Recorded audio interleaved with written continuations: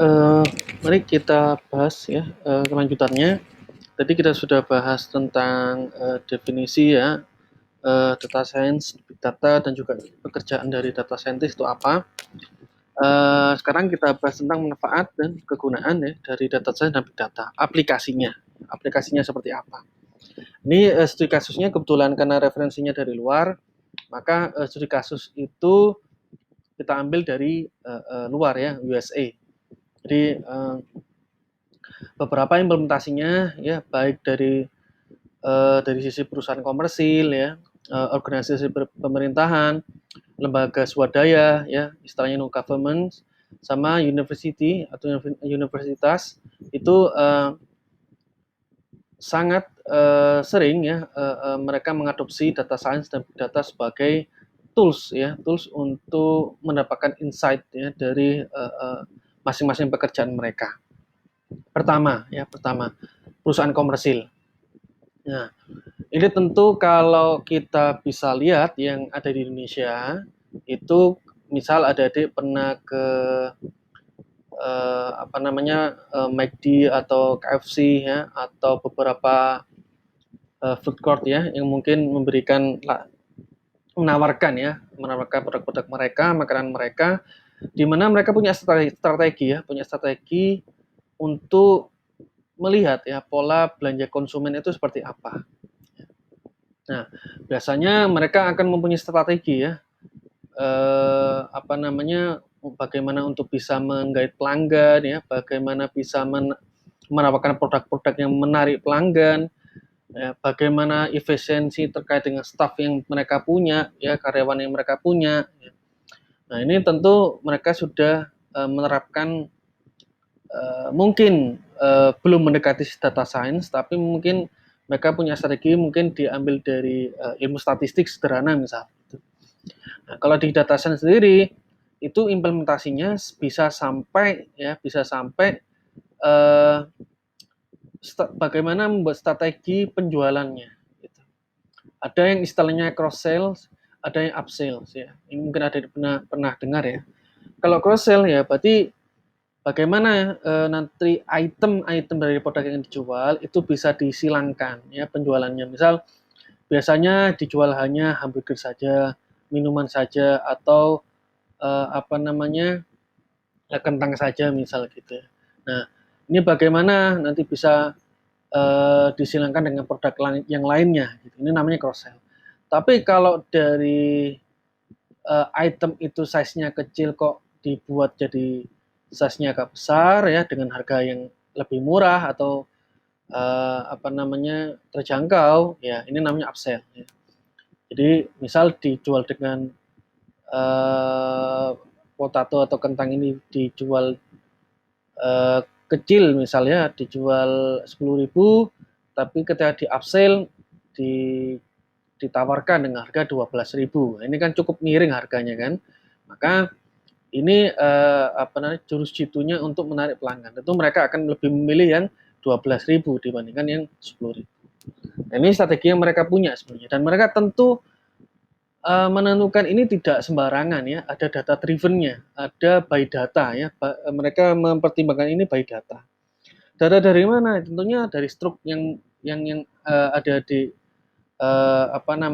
dapatkan dan mereka menyimpan datanya gitu.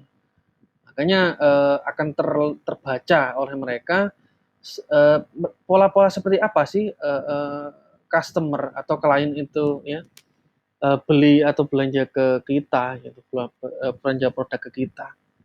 Ini mereka menawarkan ya strategi cross sell sama upsell. Oke, lanjut ya. Nah, kalau di USA itu cukup kompleks ya pekerjaan atau contohnya. Misal kalau ada dia pernah lihat Google AdSense ya. Nah, ini kan tentu kita familiar ya dengan produk satu ini. Ini salah satu produk layanannya dari Google ya, bagaimana menampilkan iklan-iklan yang mungkin itu akan berkaitan dengan diri kita. Nah, ini tugasnya dia ya mereka akan mengumpulkan data ya dari pengguna internet ya. Lalu akan muncul nanti pesan komersialnya, mungkin ada produk iklan, misal ada di suka beli komputer atau part-part komputer ya, mouse atau keyboard dan lain sebagainya, ya akan muncul ya produk-produk yang sesuai atau mirip ya yang biasa dicari oleh adik-adik. Ini sudah jelas ya, sudah jelas mereka punya istilahnya kalau melakukan mining data di web itu mereka sudah menyimpan semua aktivitasnya adik-adik semua. Lalu ada perusahaan namanya MaxPoint. MaxPoint ini kalau adik-adik perlu ketahui ya, ada di data science itu namanya people analytic dan text mining. Ya. Nanti akan kita ajarkan di mana people analytic ini ya akan melakukan analitika data terhadap orang gitu, tentang orang. Ini memang sangat personal sekali ya, sangat personal sekali. Dan prosesnya dia akan melakukan text mining, artinya penggalian teks. Loh, kok gitu, Pak? Ya karena salah satu bahan bakunya, oilnya itu adalah berupa teks. Diambil dari mana? Ya banyak.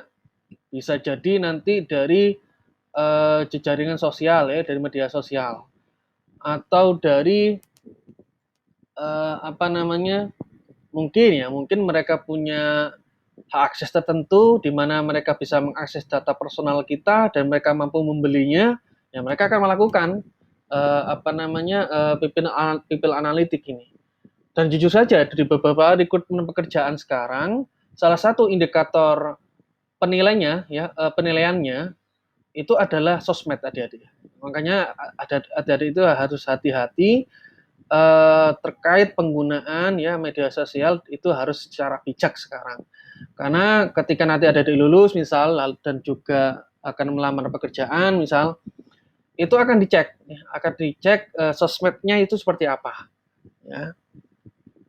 Ini terlepas entah nanti mau di public atau di private ya dari sosmednya adik-adik, tentu mereka akan menggali personalnya adik-adik sekalian. Makanya hati-hati ya, sangat sensitif sekali terkait dengan tweet atau post atau feed yang adik-adik yang adik-adik kirim di sosial media. Hati-hati. Nah ini bisa dijadikan untuk bahan ya di dalam data science untuk menggali ya atau menyaring kandidat. Gitu. Oke, yang lain lagi American Baseball ya. American Baseball itu merekrut pemain yang tepat. Ini biasanya digunakan mereka. Lalu melakukan strategi dan formasi terhadap lawan. Nah, ini tentu akan yang digunakan tentunya adalah hasil pertandingan sebelumnya. Tentu itu. Maka di American Baseball itu mereka sampai menerapkan itu data science ya. Sehingga tujuannya apa? Nanti bisa mendapatkan peluang yang besar ya dalam pertandingan tersebut. Oke. Lalu untuk di perusahaan finansial ya, perusahaan finansial keuangan. Nah, ini sering digunakan untuk memprediksi pasar saham. Nah, ini kalau saya pernah cerita, ini menggunakan model regresi. Seperti persis ya untuk memprediksi COVID ya, jumlah COVID. Ini salah satunya dia menggunakan prediksi saham. Ya. Lalu untuk menentukan risiko meminjamkan uang misalnya, risiko meminjamkan uang kepada debitur atau kreditur ya. Nah, itu akan dipertimbangkan baik dari sisi profil peminjam ya, dari history track recordnya dia apakah pernah menunggak atau rajin ya atau tepat waktu melunasi kreditnya dan lain sebagainya. Itu akan dipertimbangkan dan akan digali datanya. Makanya perusahaan atau bank-bank sekarang tentu sudah terintegrasi ya, sudah terintegrasi datanya dan juga mempelajari bagaimana klien ya menarik klien. Jadi kalau nanti ada bank atau perusahaan finansial menawarkan produknya, tentu mereka akan mencari strategi ya, bagaimana menarik klien itu bisa cepat dalam kurun waktu tertentu. Nah, ini kan tentu ada data historinya ada di. Tidak mungkin mereka akan menawarkan, mohon maaf ya, misal dari karyawan-karyawan yang mungkin gajinya di bawah UMR misalnya, tidak. Nah, mereka akan mencari klien-klien yang potensial gitu ya. Yang mungkin punya perusahaan atau mereka memiliki usaha yang besar ya, atau sebagai manajer atau presiden suatu perusahaan dan lain sebagainya. Ini tentu mereka memiliki strategi yang jitu. Dan ini semuanya tidak akan terlepas dari data. Ya, semua berbasiskan data atau istilahnya itu data driven. Oke. Selain tadi ya perusahaan komersil di lembaga pemerintahan ini juga sering digunakan ya. Jadi adik-adik nanti bisa menggali lebih dalam lagi tentang implementasi data science di lembaga pemerintahan, di government. Nah, apa yang mereka gunakan? Nah, kalau adik-adik pernah lihat ya di monitornya, misal monitor layar lebarnya Pemkot itu sudah ada smart city-nya. Jadi ada peta besar di Surabaya gitu ya. Mungkin saya perlihatkan ya. Adik-adik bisa lihat di sini Smart City Surabaya.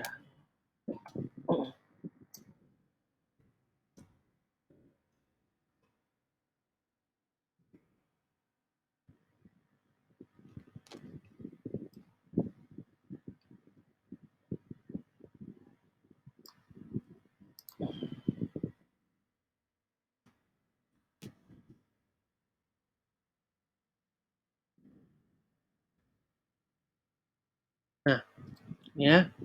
Jadi ini masih menggunakan CCTV, tapi ada juga yang berbasis web ya seperti ini. Nah, ini ya. Di sini ada peta, ada marker ya, dan juga apa namanya? Ada peta juga di sini. Ini Jakarta. Ya. Ini berbasiskan data dan data-data ini bisa diambil dari tweet ya. Jadi tweet itu kalau kita gathering datanya itu bisa tersimpan juga lokasi nanti. Nah, lokasi itulah yang akan dijadikan sebagai insight juga kira-kira misal ada isu tentang banjir di Surabaya. Nah, akan tersimpan itu. Ketika Pemkot melakukan gathering data ya, crawling data ya, mendapatkan data lokasi-lokasi setiap orang yang melakukan tweet itu akan terkumpul lah dia. Dan akan tersebar ya, akan tersebar titik-titiknya seperti marker tadi, penanda tadi dan akan terlihat ya visualisasinya di mana saja lokasi orang-orang itu men-tweet gitu. Nah, ini sebuah insight yang lebih dalam lagi ya. Karena berkaitan dengan apa namanya lokasi suatu data. Ya, jadi insight itu kalau di lembaga pemerintahan kalau dibuat bermanfaat ya sangat bisa untuk mengkolektin apa namanya keluhan ya, untuk menyiapkan aspirasi dari masyarakat itu bisa disampaikan melalui harusnya kalau memang ada aplikasinya data science ya bisa dilakukan melalui data science. Ini tergantung nanti inisiatif dari pemerintah atau pemimpinnya ya. Nah, ini saya berikan contoh beberapa ini dari luar sebenarnya, dari Amerika namanya DataGov ya. Data.government inisiasi dari USA di mana mereka mengopen istilahnya open data eh, dipublikasikan datanya kepada masyarakat. Nah, ini ya beberapa data saintisnya bisa menggunakan data tersebut untuk misal mendeteksi penipuan, melakukan aktivitas mendeteksi adanya aktivitas kriminal lainnya atau mengoptimalkan pendanaan proyek dari suatu pemerintahan. Ini jadi USA itu memberikan di publik malah ya datanya. Cuman ya itu ada kelemahannya, dari si kelemahannya kenapa? Misal nih, ini kalau ada tidak pernah dengar ya namanya Edward Snowden itu membocorkan ya dokumen internal ya dari Badan Keamanan Nasional Amerika dan markas besar komunikasi pemerintahan Inggris. Nah, ini bahaya sekali. Nah, dari mana data itu bisa diambil? Nah, ini dari Google Maps, Angry Birds ya. Ini termasuk log-log dari email. Ini diambil semua oleh si Pak Edward ini. Ya. Ya, ini agak bahaya juga karena yang bisa terambil hampir 5 miliar catatan dari data aplikasi yang tersebar luas. Nah, ini kan kita tahu kan beberapa aplikasi kita itu induknya ada di USA ya, di USA. Dan mereka punya akses kuat ya untuk mengakses tersebut. Apalagi data-data Indonesia, masyarakat Indonesia. Kita punya tweet ya, kita menggunakan tweet, data Facebook, Instagram, TikTok dan sebagainya. Ya semua tersimpan di situ. Artinya apa? Ya sebenarnya data privasi kita itu ya tercollecting ya, terhimpun di situ. Nah, kita tidak tahu mereka punya strategi apa di belakang itu. Nah, itu juga sebuah sebuah misteri ya, istilahnya yang apakah kita itu aman gitu ya dalam posisi seperti itu. Tapi di dalam terms and condition ketika kita menggunakan aplikasi itu harus dibaca sebenarnya apakah data kita itu di open ya, apakah data kita itu diakses bebas oleh mereka. Itu gunanya terms and condition. Harus dibaca memang. Oke ya. Lanjut ya, lembaga swadaya masyarakat ini non government. Jadi beberapa organisasi yang kemanusiaan itu memanfaatkan data science untuk membantu ya, untuk membantu misal untuk membantu alam, hewan ya, untuk habitat ya, habitatnya hewan, mamalia animal ya, dan juga ini kalau data kain ya untuk kemanusiaan ya. Jadi kalau apa namanya saudara-saudara kita yang ada di dalam Afrika, yang ada di dalam Suriah ya, ada di benua Afrika dan apa namanya beberapa negara yang mungkin kurang apa namanya sejahtera, itu mereka dibantu oleh beberapa bisa kita sebut startup atau lembaga swadaya masyarakat yang non profit ya, non government, itu mereka menggunakan data science untuk membantu, untuk menggalang dana, mengumpulkan uang ya, dan memperolehkan tujuan mereka. Jadi mereka punya tujuan tertentu yang mulia dan mereka komit dengan itu. Tujuannya adalah untuk membantu kemanusiaan dan juga membantu melestarikan apa namanya habitat dan natural dari hewan dan tumbuhan. Ini bagus sekali. Dan silakan nanti ada bisa akses di datakind.org dan worldwidelife.org itu nanti ada bisa mengakses di situ. Ya, silakan ya, nanti bisa diakses mandiri. Di university ya, adik-adik harus tahu sekarang ya, sekarang eranya MOOC ya, MOOC, Massive Open Online Course ya, yang artinya itu kursus online terbuka besar-besaran. Kalau adik-adik pernah dengar, mungkin kalau di Indonesia itu ada Digitalent ya, punyanya Kominfo. Saya juga pernah ikut tahun 2019 itu, 2019 itu data skema data science dan data analitik itu gratis ya. Nah, ini juga ada ya untuk produk-produk yang bukan Indonesia, ada Coursera, edX ya dan Udacity. Ini silakan ada akses ya. Sepertinya sih ada yang berbayar dan ada juga yang gratis ya. Ini free ya. Silakan nanti dicoba dulu basisnya MOOC ya, MUC. Maka inilah jembatan juga ada bisa belajar dan mereka memanfaatkan data log-log kita untuk mempelajari ya bagaimana behavior kita untuk belajar gitu. Ini ya sebuah portal untuk pembelajaran plus mereka juga memanfaatkan log-log dari kita belajar itu ya, histori kita belajar mereka gali itu. Ini orang-orang sukanya belajar apa sih topiknya gitu ya. Apakah belajar machine learning, apakah belajar data science gitu ya. Mereka gali, ya mereka gali. Mereka gali semuanya. Ya, makanya apa namanya? Platform pembelajaran sekarang itu memang sudah banyak sekali ya bertumbuh ya, bertumbuh pesat gitu. Oke, itu dulu ya untuk yang manfaat dan kegunaan data science dan big data. Akhirnya kita bahas lagi nanti tipe data dan ke kategori data.